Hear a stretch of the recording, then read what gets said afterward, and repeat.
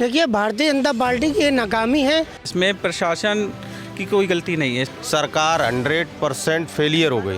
गाड़ियाँ अंदर जा रही 40 किलोमीटर, अब इलाहाबाद के बाहर तो गाड़ियाँ बंद, वहाँ से लोग पैदल जा रहे। इस तरीके से पीड़ित किया गया है, मकान छीन के लोगों को दे दिए गए, बाहर के लोगों को।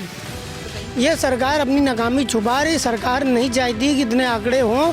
दंगा की बात करो, गुंडई पार्टी है, लोगों को सताना उनका काम है, प्रधानों को भटकाना, प्रधानों को जबरदस्ती उनसे कह देना कि हम बिल्डोजर चला देंगे, लोगों को परेशान कर देना है। उनका बीजेपी का यही मुद्दा है। आप देख रहे हैं न्यूज़7 मीडिया, खबर वही जो हो सही। आज प्रयागराज सबसे बड़ा मुद्दा बन गया है। प्रयागराज में जिस तरह से भागदौड़ हुई और जो आंकड़े आ रहे हैं मौत के और घायल होने की, जो आंकड़े आ रहे हैं, फिलहाल ऑफिशियल कोई जानकारी नहीं आई है। लेकिन इस वक्त हम समाजवादी पार्टी कार्यालय के बाहर मौजूद हैं, कार्यकर्ता यहाँ पर मौजूद हैं। उनसे बात करते हैं कि जो घटना हुई प्रयागराज में महाकुंभ में, उसके बारे में क्या कहना चाहेंगे। क्या नाम है आपका? मुकेश यादव, राष्ट्रीय सचिव विभजन सभा। महाकुंभ को लेकर जो आज घटना हुई, क्या कहना चाहेंगे? देखिए, ये 100% सबसे पहले जो घायल हुए हैं उनको सरकार उच्च स्तर पर इलाज कराए और जो ख़त्म हुए हैं उनको 1-1 करोड़ रुपए मुआवजा दे। सरकार 100% फेलियर हो गई, 100% फेल है। वहाँ कोई व्यवस्था नहीं है। जो कुंभ में गया हो उसको आप पूछवा लीजिए, और जो नहीं, और जो लोग हैं, सरकार ने ऐसी कोई व्यवस्था नहीं की। वहाँ वीआईपी कल्चर कर दिया। जो बड़े बड़े लोग वीआईपी लोग आ रहे हैं, उसकी वजह से ये सब भगदड़ हुई है। जबकि पहले से लोग आगाह कर रहे हैं। या जब इतना बड़ा आप कुंभ लगवा रहे, समाजवादी पार्टी जब सरकार थी, माननीय राष्ट्रीय अध्यक्ष जी जब मुख्यमंत्री थे, तब भी तो कुंभ हुआ था। कितनी अच्छी व्यवस्था थी उस समय। मोहम्मद आजम खान पढ़े नहीं है, 10 फरवरी को 2013 में 36 लोगों की मौत हुई थी जंक्शन पर जब भागदौड़ हुई थी, याद है आपको? वो स्टेशन पे वो रेलवे प्रशासन उनकी वजह से भागदौड़ में उस वक्त सरकार की बात कर रहे हैं ना, तभी मैं आपको हाँ, बात तो कर रही हूँ। उससे तो आज आंकड़े कोई दे रहा है क्या? आज मीडिया नहीं दे रही, मीडिया छुपा रही है ना। तब तो 36 ही हुई थी, आज कितनी हुई लोगों को पता नहीं है क्या? ग्राउंड रिपोर्ट पे जाइए। ये तो मीडिया के कुछ लोग ही दिखा रहे हैं कि 14, 15, 20 खत्म हुए हैं, लेकिन कितनी बड़ी घटना हुई है ये पता नहीं है क्या? वहाँ पे क्या अर्थ में क्या, वहाँ जाने के लिए रास्ता है क्या? आप लोग गए हैं कि नहीं? हाँ, मैं गया हूँ, मुझे पता है। 500-500 मीटर चलने के लिए 1-1, 1.5 घंटा का सफ़र तय करना पड़ रहा है। मैं होके आया हूँ। नहीं तो ये अगर अंदर लोग जाएंगे गाड़ियां लेकर तो भीड़ और ज़्यादा हो जाएगी ना, कंजेस्टेड हो जाएगा। कौन कह रहा है गाड़ियाँ अंदर जा रही? 40 किलोमीटर, अब इलाहाबाद के बाहर तो गाड़ियाँ बंद, वहाँ से लोग पैदल जा रहे। अंदर गाड़ियाँ कहाँ हैं? वहाँ तो ई रिक्शा भी नहीं जा रहा है 10 किलोमीटर के अंदर। 15 किलोमीटर इधर से पैदल जाओ, 15 उधर से आओ, 30 किलोमीटर पैदल चलना पड़ रहा है। अगर अंदर गाड़ियां जाएंगी तो आप बताइए और ज़्यादा कंजेस्टेड नहीं हो जाएगा, भीड़ नहीं हो जाएगी, लोगों को रहने और निकलने में दिक्कत होगी ना। आप कुछ सोचिए इस बात को। तो गाड़ियाँ तो जा ही नहीं रही हैं, तब इतनी व्यवस्था खराब है ट्रैफिक की। पूरा इलाहाबाद शहर, स्कूल के बच्चे तक परेशान है, कॉलेज नहीं जा पा रहे हैं। इतना ट्रैफिक व्यवस्था खराब, इस पर क्यों नहीं आप लोग बता रहे हैं कि सरकार फेलियर है, सरकार की कोई व्यवस्था नहीं है वहाँ? अच्छा सर, आपसे भी जानना चाहेंगे, ये जो देख रेख है ये किसके हाथों में जाना चाहिए? हम सुरक्षा की बात कर रहे हैं। सर्वप्रथम आज जो कुंभ में घायल हुए उनके मैं शीघ्र स्वास्थ्य होने की कामना करता हूँ। माँ गंगा सबकी रक्षा करे। और ये जो भगदड़ हुई है, इसमें देखिए कहीं ना कहीं प्रशासन और शासन की कमी है। जो रात में 12 बजे अफवाह फैलाई गई है, जिसमें भगदड़ हुई है, कई लोग गंभीर रूप से घायल भी हो गए, कई लोगों की मृत्यु भी हो गई है। तो उन सबको अच्छा इलाज मिले, सबको जल्दी से जल्दी स्वस्थ हों, अच्छा हॉस्पिटलाइज कराया जाए। और जो ये भगदड़ मची है, कहीं ना कहीं शासन प्रशासन की कुछ कमियां रही हैं, जो ये भगदड़ मची है, ये अफवाह फैलाई गई है।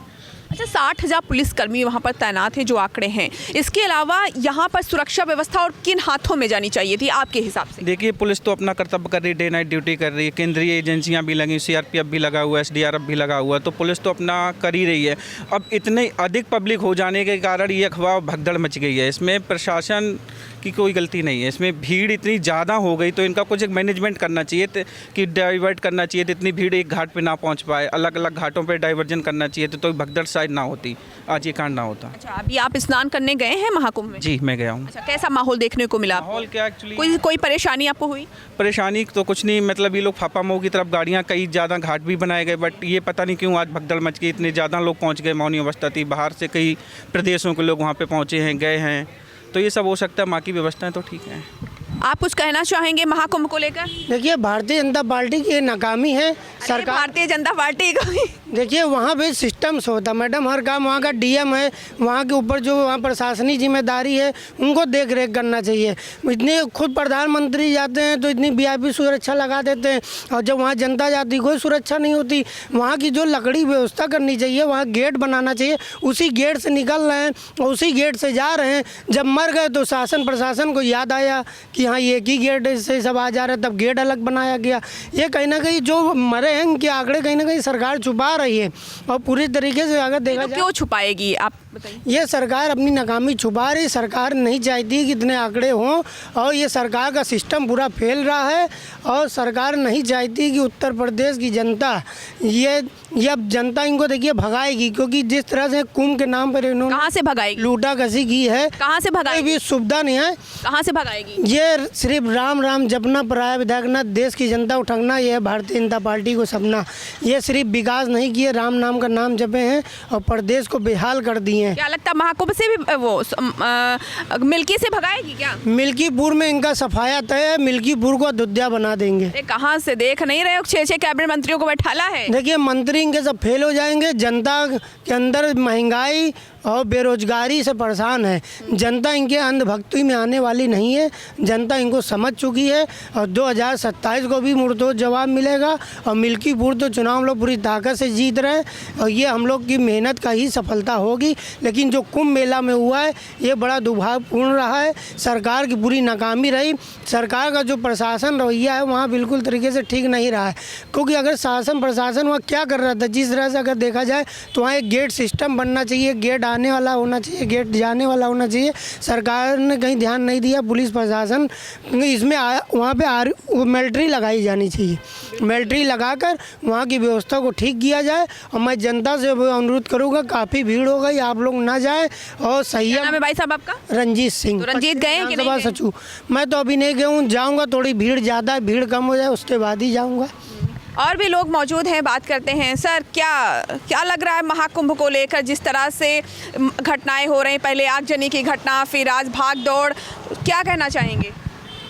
मैम, जो स्टार्टिंग हुई है ना मेले की, महाकुंभ की, उसी टाइम से घटना हो रही हैं।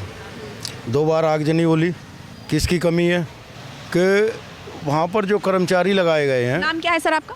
गुल मोहम्मद मंसूरी, राष्ट्रीय सचिव। मंसूरी जी, एक बात बताइए, जो इस तरह की घटनाएं होती हैं वो सरकार जिम्मेदार, मतलब जो व्यवस्थाएं भले ही कम हो, लेकिन ये अचानक से कोई घटना होती है तो उसमें सरकार की क्या गलती? वो चाहे समाजवादी पार्टी सरकार अगर होती तब भी उसकी गलती नहीं है, चाहे आज भारतीय जनता पार्टी की अगर आज सरकार है तो उसमें भी गलती नहीं है, मुझे लगता है। जहाँ मैम, इवन सबको लगता है। बताइए। कुंभ का मेला 2013 में भी हुआ था, और 2013 में आपको कोई घटना सुनने को नहीं मिली होगी। जो भी घटना हुई थी वो रेलवे स्टेशन पर हुई थी, तो महाकुंभ से उसे नहीं जोड़ा जा सकता है, क्योंकि 2013 में जो हमारे माननीय राष्ट्रीय अध्यक्ष अखिलेश यादव जी ने जो व्यवस्था करी थी, और वहाँ सचिव थे मोहम्मद आजम खान साहब, तो उसमें कोई कहीं पर चूक नहीं होगी। और इस बार स्टार्टिंग से मैम तीसरा हमला है ये, तो इसमें किसकी कमी है, किसे ठहराओगे? हम माफ़ी चाहेंगे। अभी आप देख सकते हैं कि अखिलेश यादव अपने कार्यालय पहुंच रहे हैं, और आज जो महाकुंभ में घटना हुई उसको लेकर बातचीत होनी है, मीटिंग होनी है, जिसको लेकर आज अखिलेश यादव अपने कार्यालय पहुंच रहे हैं। आप जैसा कि देख रहे हैं उनका काफिला कार्यालय के अंदर जाता हुआ नज़र आ रहा है। तो अभी देखने वाली बात होगी, थोड़ा इंतज़ार करना होगा कि अखिलेश यादव आज किन किन मुद्दों पर बात करने वाले हैं। न्यूज़7 मीडिया पर आप बने रहिए और आपको दिखाएंगे कि आज अखिलेश यादव किन मुद्दों को लेकर जनता के सामने अपनी बात रखने वाले हैं। समाजवादी पार्टी के प्रदेश सचिव रामनिवास दिवाकर हमारे साथ हैं बात करने के लिए। दिवाकर जी बताइए कि मिल्की चुनाव में कैसा माहौल देखने को मिल रहा है राजनीतिक और सामाजिक तौर पर? देखिए, मैं आपके चैनल के माध्यम से बताना चाहता हूं कि हम लोग मिल्कीपुर में बड़ी मजबूती के साथ लड़ रहे हैं और वहां हम जीत रहे हैं। जिस तरीके से लोगों को परेशान किया गया है, वहाँ पे इस तरीके से पीड़ित किया गया है, मकान छीन के लोगों को दे दिए गए, बाहर के लोगों को, गुजरात से आके लोगों ने वहाँ पे डेरा डाल लिए। कहाँ वहाँ पे लोग वोट देने के लिए तैयार बैठे हैं। हमारा पीडीए की टीम इस मजबूती से हम लड़ रहे हैं और इलेक्शन वहाँ पे जीत रहे हैं। काफ़ी मतों के साथ हम जीतने को जा रहे हैं। वहाँ पे रहा विकास की बात, विकास के बारे में तो आप बीजेपी की कोई बात ही ना करें। दंगा की बात करो, गुंडई पार्टी है, लोगों को सताना उनका काम है, प्रधानों को भटकाना, प्रधानों को ज़बरदस्ती उनसे कह देना कि हम बिल्डोजर चला देंगे, लोगों को परेशान कर देना है।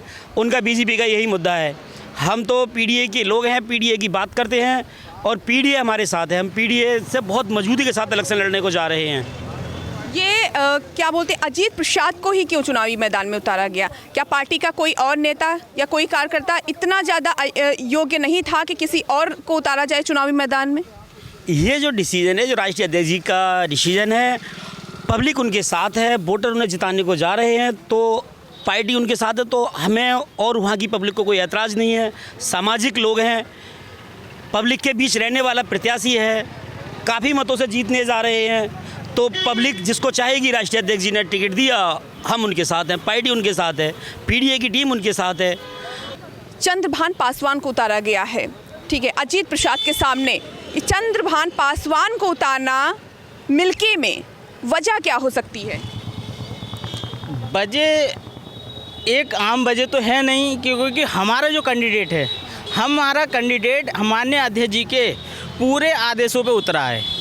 जो हमारा कैंडिडेट है वो एक इतना बलशाली है कि शायद सामने वाले व्यक्ति को ना टिकन दे, और हमारी पूरी पार्टी अजीत सिंह के साथ है, हमारे कैंडिडेट के साथ है, और हमारा कैंडिडेट हमारे पार्टी को पूर्ण बहुमत से जिताएगा और वहाँ से अधिक जितना भी सहयोग है हम जा रहे हैं वहाँ चुनाव लड़ाने, और पूरी सपोर्ट है कि जाकि हमारी टीम जहाँ तक की हम संभल डिस्ट्रिक्ट से हैं और हमारी सारी की सारी टीमें वहाँ जाएंगी और पूरी सपोर्ट करेंगे। हमारे माननीय अध्यक्ष जी का भी कहना है कि पीडीए को मजबूत करना, पीडीए पिछड़ा दलित और अन्य दल जो जहाँ से वंचित हैं उन्हें अधिकार दिलाना। हमारे राष्ट्रीय अध्यक्ष जी ने किन्नर समाज को भी अधिकार दिया है जीने का। आज तक किसी पार्टी के अंदर किन्नर समाज को मौका दिया नहीं दिया है ना। सबसे बड़ा फैक्टर है दलित वोटर वहाँ का, तो दलित वोटर क्या लगता है किधर जा रहा है? दलित वोटर, अब दलित वोटर को भी यह पता है कि अब हमारा कोई नहीं है माननीय अध्यक्ष जी के अलावा, और एक ही चांस है दलितों के पास कि राष्ट्रीय अध्यक्ष जी का हाथ थामना, क्योंकि अब हमारे साथ में कोई ऐसा नेता नहीं है जो हमारी आवाज़ को बुलंद कर सके और हमारी आवाज़ को आगे पहुँचा सके। हमारी लड़ाई कोई नहीं लड़ रहा, माननीय राष्ट्रीय अध्यक्ष जी अखिलेश यादव जी सिर्फ लड़ रहे हैं हमारी लड़ाई। यदि हमारी कोई लड़ाई लड़ जाए तो समाजवादी पार्टी के लोग लड़ रहे हैं। यदि कोई व्यक्ति ऐसा नहीं है जो कोई पार्टी का व्यक्ति हमारी आवाज़ उठाता हो, दलितों की आवाज़ उठाता हो। उन्होंने मौर्य समाज को भी, ओबीसी समाज को भी, सारी बिरादर को उन्होंने मान्य सम्मान दिया है। वो संविधान के असूलों पे चलने वाले व्यक्ति हैं, और जो संविधान को मिटाने वाले व्यक्ति ये कहते हैं कि कौन है अम्बेडकर, तो ये दलितों की क्या आवाज़ उठाएंगे? महाकुंभ में जो हुआ उसको लेकर क्या कहना चाहेंगे? देखो, महाकुंभ में इनों की व्यवस्था ठीक नहीं थी, जो इनों का ही साफ कारण है। ये आपको साफ दिख रहा है कि कुंभ में सही व्यवस्था नहीं होने के कारण भगदड़ मची। कुछ समय आग का वो हुआ था कि क्या है ये सैलाब इतना प्रचार प्रसार कर रहे हैं, मीडिया में दिखा रहे हैं कि हम ये व्यवस्था कर रहे हैं, ये व्यवस्था कर रहे हैं। तो व्यवस्था सही होती तो ये हादसे क्यों होती? यदि व्यवस्था सही होती तो हादसे नहीं होती। भाई साहब, कांग्रेस सरकार में भी हुआ था, 2013 में भी आप देखें, 2013 और 95 में भी आपने देखा, माफ़ कीजिएगा 54 में, 1954 में इस तरह घटनाएं हुई और भारी संख्या में मौत का आंकड़ा निकला था। देखो हैं उस समय हम थे ही नहीं तो उस समय की बात यदि देखी जाए तो ये उस समय इतना प्रचार नहीं था, इनसे बेहतर था। यदि ये करने वाले ये व्यक्ति थे, इन्होंने जितना फैसिलिटी अब दिखाई है इन्होंने कि कुंभ और इतना बड़ा तरीके से ये दिखा रहे हैं कि इतने लाखों के श्रद्धालु, मतलब ओवर एक्टिंग ही इन्होंने सिर्फ अपनाई है और कुछ नहीं कर रहे हैं। हाथ से देखो होते हैं, ये अनहोनी होती है, मगर व्यवस्था नहीं होने के कारण होते हैं। यदि जहाँ लाखों की समय जगह पे गाड़ियाँ इकट्ठी हो जाएं तो यहाँ हादसे होंगे। तो आपने देखा कि जो समाजवादी पार्टी के कार्यकर्ता हैं महाकुंभ को लेकर अपनी क्या राय दे रहे हैं और साथ ही मिल्की में पूरी तरह से जीत का दावा भी कर रहे हैं। कैमरा पर्सन अनुराग के साथ मैं मधुमिता, न्यूज़7 मीडिया, लखनऊ। बने रहें न्यूज़7 मीडिया के साथ, हमें फॉलो करें YouTube, Instagram, Facebook और Twitter पर। मिलते हैं अगले वीडियो में।